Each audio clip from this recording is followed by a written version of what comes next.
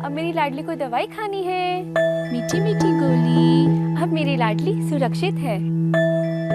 मैं अपनी बेटी को केवल होम्योपैथिक दवाई देती हूँ क्योंकि ये असरदार, किफायती और सुरक्षित है। होम्योपैथी, सही भी सुरक्षित भी।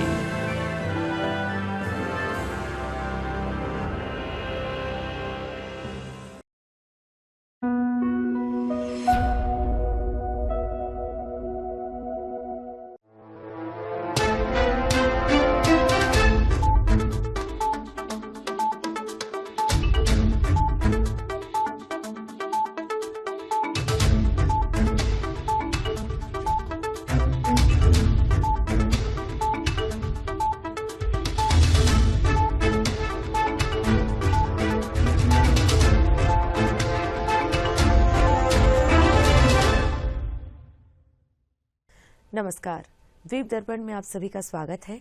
आइए एक नज़र डालते हैं आज के मुख्य अंश पर।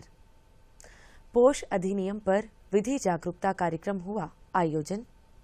बैसाखी पर रंगारंग सांस्कृतिक कार्यक्रम आयोजित और जागरूकता रैली और सामुदायिक कार्यक्रमों के साथ 8वें राष्ट्रीय पोषण पखवाड़े का शुभारंभ। अब द्वीप दर्पण विस्तार से।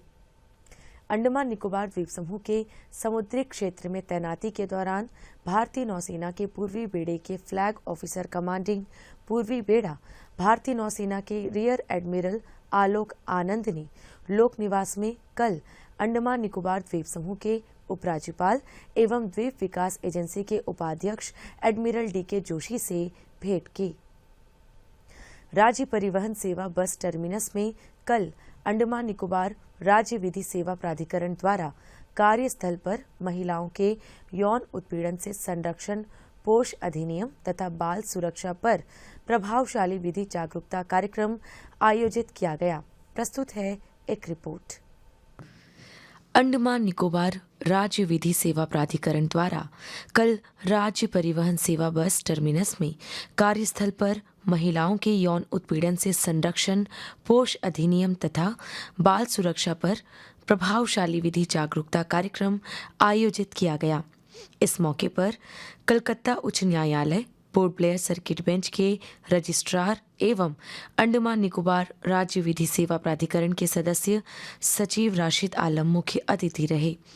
कार्यक्रम में महिला हेल्पलाइन 181 की प्रभारी शांति मुरुगेसन, परिवहन विभाग के उपनिदेशक B विनोय तथा परिवहन विभाग के सहायक अभियंता जयंत अधिकारी उपस्थित रहे। इस बीच विभाग के उपनिदेशक ने उपस्थिति का स्वागत करते हुए कहा कि लोगों से प्रत्यक्ष रूप से जुड़े परिवहन अधिकारियों के लिए इस प्रकार का जागरूकता कार्यक्रम अत्यंत महत्वपूर्ण है। कल डायरेक्टरेट ऑफ ट्रांसपोर्ट प्रेमाइसेस में इसी सिलसिले में एक ट्रेनिंग अवेयरनेस प्रोग्राम हुआ था पॉश एक्ट के बारे में। आज उसका नेक्स्ट कड़ी या नेक्स्ट सब्सिक्वेंट ट्रेनिंग है। तो मैं इस अवसर पर आज के मुख्य अतिथि जज साहब का पूरे ट्रांसपोर्ट डिपार्टमेंट की तरफ से स्वागत और अभिनंदन करता हूं। पॉश एक्ट यहाँ उपस्थित हमारे नए जो जितने भी एम्प्लॉयज़ हैं शायद उनको इसके बारे में कुछ पता नहीं होगा। कुछ लोगों को सर हम लोगों ने कुछ ट्रेनिंग दिया था और कुछ 1 या 2 शायद कल भी अटेंड करे थे। जनवरी या दिसंबर में हम लोगों ने एक ट्रेनिंग दिया, तो एक बेसिक अवेयरनेस था। तो आप लोगों के लिए ये बहुत ही एक इम्पॉर्टेंट सब्जेक्ट है। आप लोगों का अपना राइट्स, यहाँ पर काफ़ी फीमेल एम्प्लॉयज़ भी है, उनको भी अपना राइट्स का पता रहना चाहिए। तो जितना भी लॉ के हिसाब से आपके पास जितने राइट्स है वो सब चीज़ों के बारे में आज यहाँ बताया जाएगा। अपने संबोधन में मुख्य अतिथि ने विधि सेवा प्राधिकरण अधिनियम का व्यापक अवलोकन प्रस्तुत करते हुए समाज के कमजोर वर्गों के लिए उपलब्ध विभिन्न योजनाओं की जानकारी दी। सालसा और नालसा हम लोग का हेड ऑफिस है जो कलकत्ता में दिल्ली में है। ये नेशनल सर्विस अथॉरिटी एक्ट के अनुसार इसका गठन हुआ था। उसके बाद हर एक डिस्ट्रिक्ट में, यूनियन टेरिटरीज में, हर एक स्टेट में और यूनियन टेरिटरीज में सालसा का ऑफिस है और हर डिस्ट्रिक्ट पे डीएलएसए का ऑफिस है। ये क्यों बना था, आप देखे होंगे नालसा का सॉन्ग में ही है उसका छुपी हुई बात कि न्याय सबके लिए, access to justice to all. ये हम लोग का मोटो है, थीम है कि कोई भी इंसान उसको न्याय मिले, कोई भी ऐसा मजबूरी नहीं आए उनके रास्ते पे कि वो न्याय नहीं पा सके। इसके लिए हम लोग का ऑफिस कायम किया गया है और हम लोग ये सेवा देते हैं। और आप बहुतों को नहीं मालूम है कि बिना हमारे कुछ खर्चा किए, बिना कोई फीस दिए, ये आप न्याय हम लोग के द्वारा लॉ के रिलेटेड जितना भी प्रॉब्लम है आपको इजीली सॉल्व किया जा सकता है। तो सबसे पहले बता दें कि ये जो हम लोग के पास जो पावर आया है या ये ऑफिस का जो फंक्शन है, ये एक्चुअली हम लोग को कॉन्स्टिट्यूशन दिया है। कॉन्स्टिट्यूशन का आइडिया था कि इक्वलिटी ऑफ ऑल, तो इक्वलिटी ऑफ ऑल में अगर देखा जाए तो ये समाज ऐसा नहीं है कि सब एक बराबर है, सभी अमीर है और सभी मिडिल क्लास है या सभी गरीब है, ऐसा नहीं है। कोई बहुत बड़े हैं, कोई बहुत छोटे हैं, ऐसे कोई आर्थिक सबको ये भी होता है, प्रॉब्लम होता है, आर्थिक कठिनाई होते हैं जिसका वजह से वो अप्रोच नहीं कर पाते, कोर्ट को अप्रोच नहीं कर पाते, न्याय के लिए अप्रोच नहीं कर पाते। बहुत बार ऐसा होता है कि एक छोटा सा एग्जांपल ले रहे हैं कि एक्सीडेंट हो गया, आपको चोट लग गया, वो गाड़ी वाला से आप लोग चाहते हैं कि आपका खर्चा हुआ 1 लाख, गाड़ी वाला 25,000 में रफा दफा कर दो, अरे ले लो यार 25,000 ख़त्म करो। अब जो इंजर्ड है उसको ये नहीं मालूम है कि जो गाड़ी से एक्सीडेंट हुआ है उस पर थर्ड पार्टी इंश्योरेंस रहता है। अगर वो सही से पूरा बिल के साथ जाके कोर्ट पे मामला करे तो उसका जितना खर्चा हुआ, वो जितना दिन तक वो बेड रिटेन था, वो काम में नहीं जा सका, उसका जो लॉस हुआ है, लॉस ऑफ अर्निंग हुआ है, मेंटल ट्रॉमा का एक ये होता है, कंपनसेशन होता है, ये सब सारा मिला के उसको मिलता है। कार्यक्रम में महिला हेल्पलाइन 181 की प्रभारी शांति मुरुगेशन ने अधिनियम के अंतर्गत दुराचार की परिभाषा तथा उसके मनोवैज्ञानिक एवं सामाजिक प्रभावों का विस्तृत विश्लेषण प्रस्तुत किया। Sensitization on provisions of sexual harassment of women at workplace, तो ये उस एक्ट में बताया जाता है ताकि महिला को सुरक्षित देना है जहाँ पे अपने कार्यस्थल पे। तो ये तीनों जो प्रिवेंशन है, प्रोहिबिशन है, रेड्रेसल है, ये तीनों एस्पेक्ट्स में गवर्नमेंट ऑफ इंडिया ने कुछ रूल्स फ्रेम किया है। तो ये मैंने कहाँ पर होना चाहिए, सारे जितने भी मैंने सर ने बता दिया, ऑर्गेनाइज्ड एंड अनऑर्गेनाइज्ड सेक्टर में ये इम्प्लीमेंटेशन हो रहा है। तो पॉज के रिलेटेड में 2 एस्पेक्ट है हमें अपने जानकारी में रखना है, एक है इंटरनल कंप्लेंट कमेटी, एक है लोकल कंप्लेंट कमेटी। लेकिन सेक्सुअल हैरेसमेंट है वो क्या होता है, मैक्सिमम मैंने बस के स्टाफ से है। अब मान लीजिए बस में आपने ट्रैवल कर रहा है, कोई लेडीज़ के साथ में कोई हैरेसमेंट हुआ है, तो वो लेडी कहाँ पर अपने कंप्लेंट करेगी, कहाँ पे? पुलिस में जाने के लिए तो हमें महिला सोचते हैं क्योंकि अपने फैमिली की इज्जत बचाना है, तो हम सोचते हैं ना कहाँ पर हम कंप्लेंट करें। तो उस रिलेटेड बस में हम ट्रैवल कर रहा है, कोई महिला के साथ में हैरेसमेंट हुआ है। अब मान लीजिए आपके बॉडी में कहीं पर टच किया है, आपको अच्छा नहीं लग रहा है, खराब लग रहा है, कहाँ पे कंप्लेंट करेंगे? ये भी आपके कार्यस्थल पे आपने कर सकते हैं क्योंकि आप अपने ड्यूटी कर रहा है एज ए वीमेन कंडक्टर्स, आपके ड्यूटी कर रहा है, आपके ड्यूटी प्लेस में आपके साथ में हैरेसमेंट हुआ है, तो आपने डिपार्टमेंट में ऑलरेडी कॉन्स्टिट्यूशंस है इंटरनल कंप्लेंट कमेटी करके, ठीक है? तो उस इंटरनल कंप्लेंट कमेटी को आपने चिट्ठी के ज़रिए, एक स्टेटमेंट के ज़रिए आपने सबमिट कर सकते हैं, ठीक है? ये एक चीज़ है। दूसरा एक चीज़ है, आपने 112 को कॉल कर सकते हैं, पुलिस को कॉल कर सकते हैं, पुलिस इमीडिएटली आपको ट्रेस करके वहाँ पर पहुँच जाते हैं। और एक है 181, यहाँ पर कर सकते हैं। ये 3 तरीके में आपने कर सकते हैं। बैसाखी का पर्व मुख्य रूप से रबी फसल की कटाई की खुशी और सिख धर्म के खालसा पंथ की स्थापना के उपलक्ष्य में मनाया जाता है। इस पर्व को मनाए जाने के उपलक्ष्य में कल श्री विजयपुरम के गुरुद्वारा लाइन स्थित खालसा पब्लिक स्कूल द्वारा रंगारंग सांस्कृतिक कार्यक्रम का आयोजन किया गया, जिसमें विद्यार्थियों ने पूरे उत्साह के साथ खूबसूरत रंगीन प्रस्तुति दी।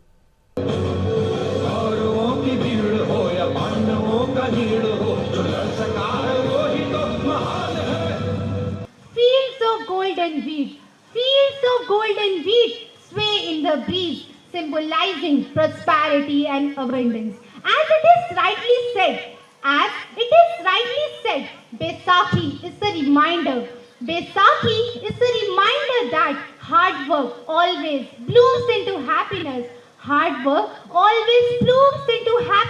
But Baisakhi is not only a harvest festival, it also holds a great historical and religious importance in it. जटाकटाह संभ्रम भ्रम निलिम्ब निर्झरी विलोल वीचि वल्लरी विराजमान मूर्धनि ज्वलल्ललाट पट्ट पावके किशोर चंद्रशेखरे रचि प्रतिक्षणम् जब वक्त पड़ा भीड़ का परिवार पे भारी, सरसा नदी पे बिछड़ गई फिर संगत सारी। चमकौर की गली में दो लाल वादिये, दीवारों में सरहिंद के दो लाल वादिये।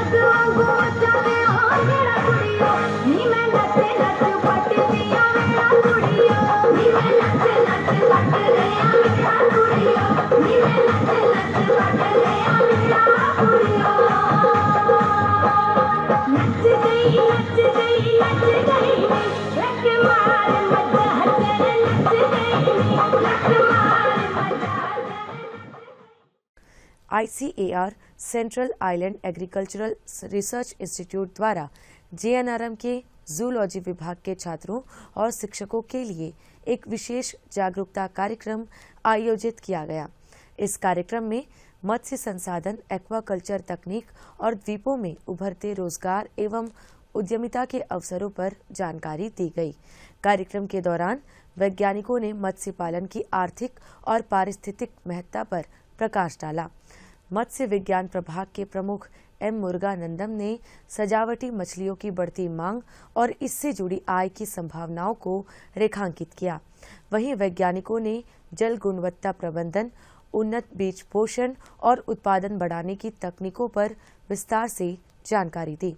वरिष्ठ वैज्ञानिक प्रवीण राज ने एक्वेरियम में विभिन्न सजावटी मछलियों के बारे में बताया, जबकि वैज्ञानिक चित्तरंजन राउल ने कार्प प्रजनन और बीज उत्पादन तकनीकों पर प्रकाश डाला। इसके अलावा प्राकृतिक संसाधन प्रबंधन प्रभाग द्वारा वर्मी कंपोस्टिंग का प्रदर्शन भी किया गया, जिसे एक लाभकारी उद्यम के रूप में प्रस्तुत किया गया। इस अवसर पर छात्रों ने वैज्ञानिकों के साथ संवाद कर व्यवहारिक ज्ञान प्राप्त किया और कृषि एवं संबद्ध क्षेत्रों में नए रोजगार अवसरों के बारे में जानकारी हासिल की। यह कार्यक्रम विद्यार्थियों को कौशल विकास और उद्यमिता की दिशा में प्रेरित करने की दिशा में एक महत्वपूर्ण पहल माना जा रहा है। अंडमान निकोबार प्रशासन के पर्यटन विभाग ने आइलैंड फूड फेस्टिवल के लिए स्टॉल आवेदन की अंतिम तिथि बढ़ा दी है। अब इच्छुक प्रतिभागी 13 अप्रैल को शाम 4 बजे तक आवेदन कर सकते हैं। यह 3 दिवसीय उत्सव 17 से 19 अप्रैल तक ITF ग्राउंड में आयोजित होगा। अभी भी 15 स्टॉल खाली है, जिनके लिए नए आवेदन आमंत्रित किए गए हैं। यह महोत्सव स्वाद, संस्कृति और परंपरा का उत्सव थीम पर आधारित है, जिसमें स्थानीय व्यंजन, हस्तशिल्प और सांस्कृतिक विरासत को प्रदर्शित किया जाएगा। प्रशासन ने बताया कि स्वयं सहायता समूहों और राज्य संघों को स्टॉल निःशुल्क दिए जाएंगे, जबकि अन्य श्रेणियों के लिए निर्धारित शुल्क लागू होगा। स्टॉल आवंटन प्रक्रिया लॉटरी प्रणाली के माध्यम से पारदर्शिता के साथ की जाएगी। पर्यटन विभाग ने इच्छुक प्रतिभागियों से अपील की है कि वे निर्धारित समय सीमा के भीतर आवेदन प्रक्रिया पूरी करें, ताकि इस महत्वपूर्ण सांस्कृतिक आयोजन में अधिक से अधिक भागीदारी सुनिश्चित हो सके। द्वीप दर्पण की अगली कड़ी इस अंतराल के बाद।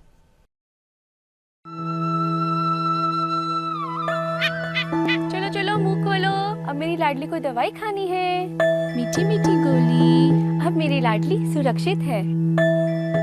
मैं अपनी बेटी को केवल होम्योपैथिक दवाई देती हूँ, क्योंकि ये असरदार, किफायती और सुरक्षित है। होम्योपैथी, सही भी सुरक्षित भी।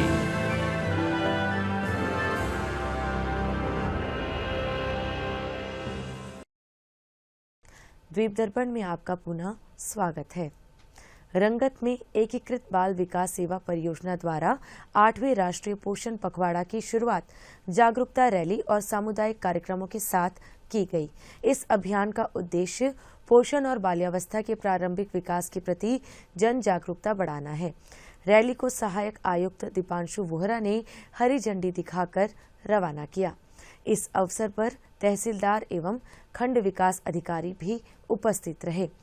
आंगनवाड़ी कार्यकर्ताओं ने रैली का नेतृत्व करते हुए विभिन्न क्षेत्रों में जन जागरूकता फैलाई और पोषण संबंधी संदेशों वाले प्लेकार्ड एवं नारों के माध्यम से लोगों को जागरूक किया। विशेष रूप से जीवन के पहले 6 वर्षों में बच्चों के मस्तिष्क विकास में संतुलित आहार की भूमिका पर जोर दिया गया। इसके पश्चात पंचायत समिति हॉल में एक औपचारिक कार्यक्रम आयोजित किया गया, जिसमें सहायक आयुक्त ने पोषण पखवाड़ा के उद्देश्यों पर प्रकाश डालते हुए बेहतर पोषण स्तर और जन भागीदारी बढ़ाने की आवश्यकता पर बल दिया। कार्यक्रम के दौरान आंगनवाड़ी कार्यकर्ताओं ने मोटे अनाज से बने विभिन्न व्यंजनों की प्रदर्शनी लगाई, जिससे स्थानीय स्तर पर उपलब्ध पौष्टिक खाद्य पदार्थों के उपयोग को बढ़ावा देने का संदेश दिया गया। इसके साथ ही डू इट योरसेल्फ कॉर्नर में पुनर्चक्रित सामग्री से तैयार शिक्षण उपकरणों और उपयोगी वस्तुओं का प्रदर्शन भी किया गया, जो आंगनवाड़ी केंद्रों में नवाचार और कम लागत वाले उपायों को दर्शाता है।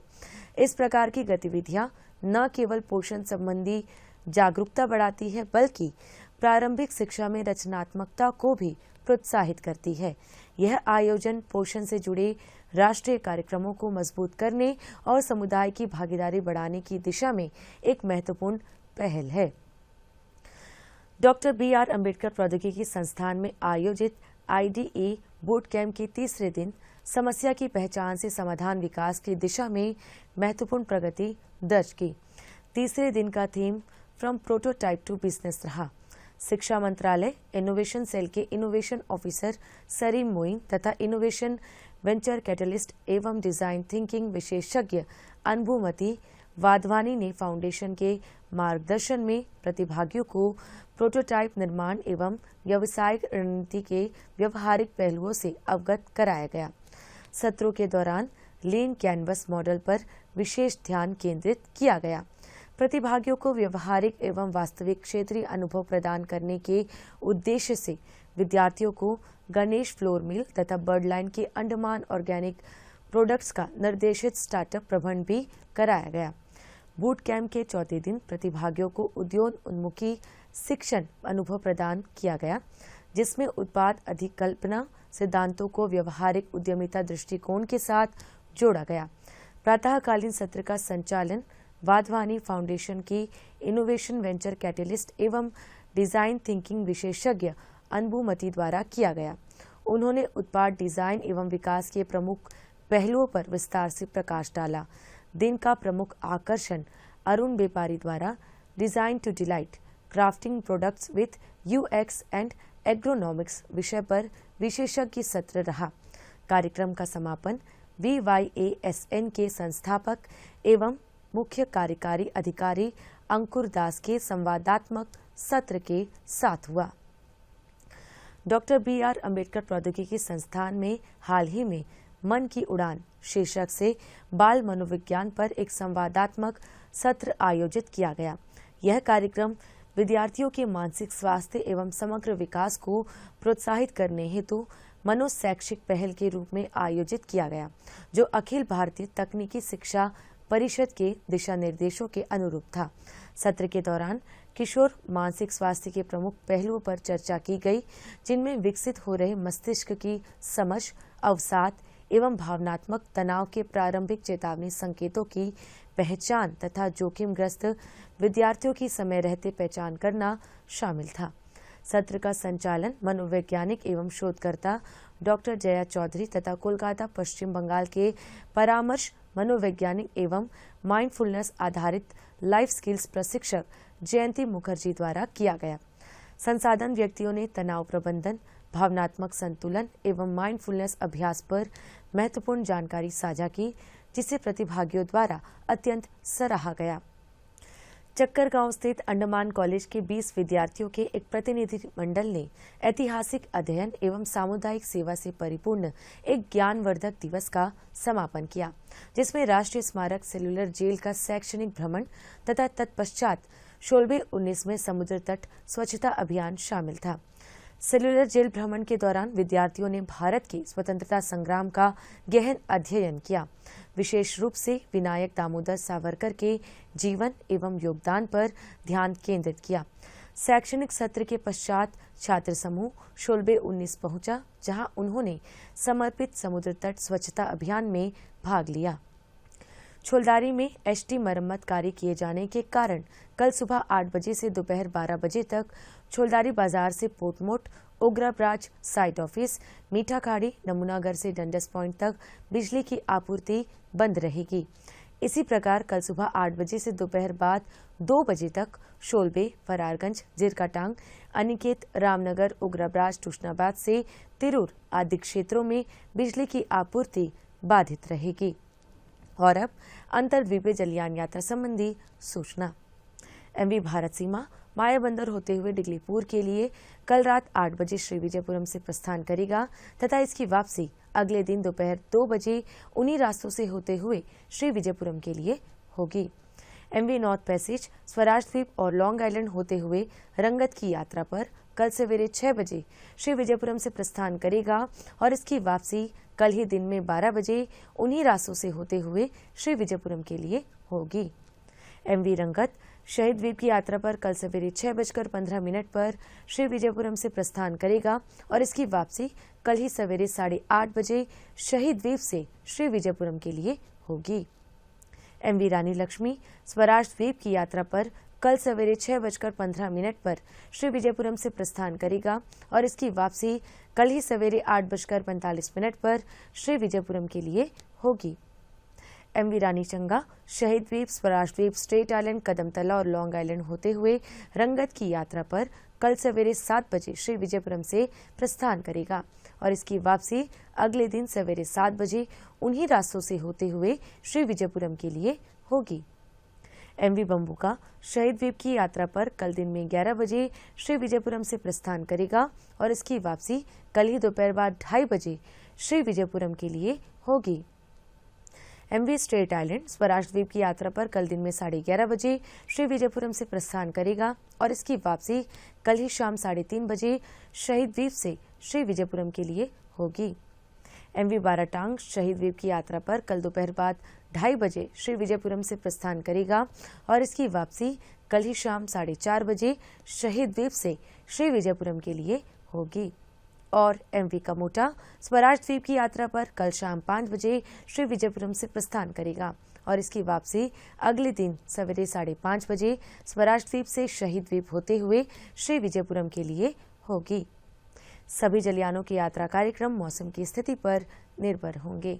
अंत में मुख्यांश एक बार फिर। पोष अधिनियम पर विधि जागरूकता कार्यक्रम हुआ आयोजन। बैसाखी पर रंगारंग सांस्कृतिक कार्यक्रम आयोजित और जागरूकता रैली और सामुदायिक कार्यक्रमों के साथ 8वें राष्ट्रीय पोषण पखवाड़े का शुभारंभ। इसी के साथ ही आज का यह द्वीप दर्पण कार्यक्रम यहीं पर समाप्त होता है। नमस्कार।